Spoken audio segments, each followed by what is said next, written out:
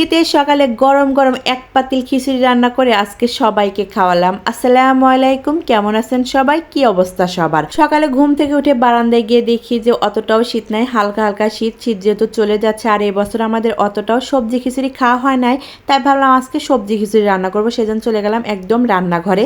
গিয়ে প্রথমে চাল ডাল আমি ধুয়ে নিয়েছি, তারপর পানিও দিয়েছি, তারপর এখানে দিয়ে দিলাম পেঁয়াজ, মরিচ, তারপর দারচিনি, এলাচ আর তেজপাতা দিয়ে এখানে দিয়ে দিলাম মরিচের গুঁড়ো, ধনিয়ার গুঁড়ো, জিরের গুঁড়ো, হলুদের গুঁড়ো, আদা রসুন বাটা, তারপর দিয়ে দিব পরিমাণ মতো লবণ। আর আমি সবসময় খিচুড়ি রান্না করার জন্য সরিষার তেলটা ব্যবহার করি, তাহলে খেতে অনেক মজার হয়, অন্যরকম একটা টেস্ট আসে। এ তো সব কিছু দিয়ে আমি মাখিয়ে নিচ্ছিলাম। আর আজকে বেশ পরিমাণে একটু সবজি দেবো, কারণ অনেক দিন ধরেই মনে হচ্ছিল একটু সবজি খিচুড়ি রান্না করব। আর আমি একটু সবজি খিচুড়ি রান্না করার জন্য একটু মাংসের ঝোল টোলও দিই, তাহলে খেতে অনেক মজার হয়।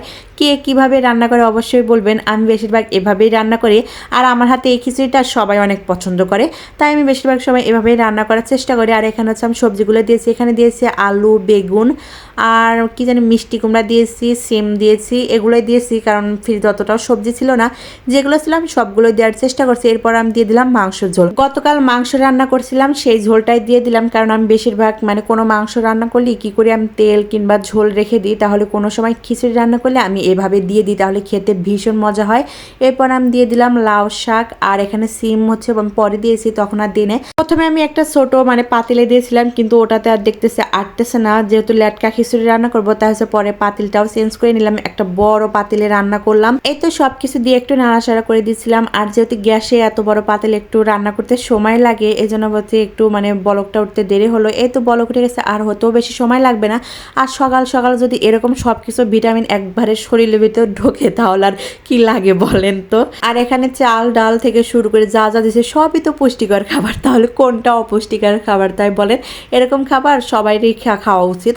আর এরকম লেটকা খিচুড়ি তো আমার তো ভীষণ পছন্দ। আমার বেশিরভাগ এই লেটকা খিচুড়ি আমি রান্না করি, কারণ আমার কাছে এটা ভীষণ ভালো লাগে। এতে এক প্লেট লেটকা খিচুড়ি নিয়ে নিলাম। এবার হচ্ছে দেখতেছিলাম অতটা রোদ বের হয়েছে, যেহেতু শীত চলে যাচ্ছে, ভাবতেছিলাম যে শীত যায় না কেন, আর এভাবে যে শীত চলে যাবে ভাবতেই পারিনি। এই তো আমার খিচুড়ি রান্নাও শেষ, আর সবাই মিলে খাচ্ছিলাম। সবাই বলতেছিল অনেক মজার হয়েছে। আসলে আজকে খিচুড়িটা এত মজার হয়েছিল কি আর বলবো। তো পুরো এক প্লেট নিয়ে নিয়েছি। তারপর এখানে আমি প্রথমে ছোলার ডালগুলো একদম বেশি বেশি খাইছি, কারণ এভাবে খেতে আমার ভীষণ মজা লাগে। আমি ছোলার ডালগুলো আগে আগে এভাবেই খাই। তারপর হচ্ছে আমি একটু, যেহেতু গরম অতটাও খাওয়া যাচ্ছিল না, একটু খাইলাম, দেখি যে সত্যি অনেক মজার হয়েছে। আর সকাল সকাল শরীরের ভিতরে সব রকমের পুষ্টি একদম ঢুকিয়ে নিয়েছে, আর সারাদিনের কোনো ক্লান্তি আসবে না, কিচ্ছু আসবে না, একদম পুষ্টি ঢুকিয়ে নিয়েছে। যাই হোক, একটু মজা করলাম, হাসাহাসি করলাম। এই তো আজকের ভিডিও এখানেই শেষ করলাম। সবাই ভালো থাকবেন, সুস্থ থাকবেন। ভিডিওটা ভালো লাগলে অবশ্যই পাশে থাকবেন। দেখা হবে অন্য কোনো ভিডিওতে। আল্লাহ হাফেজ।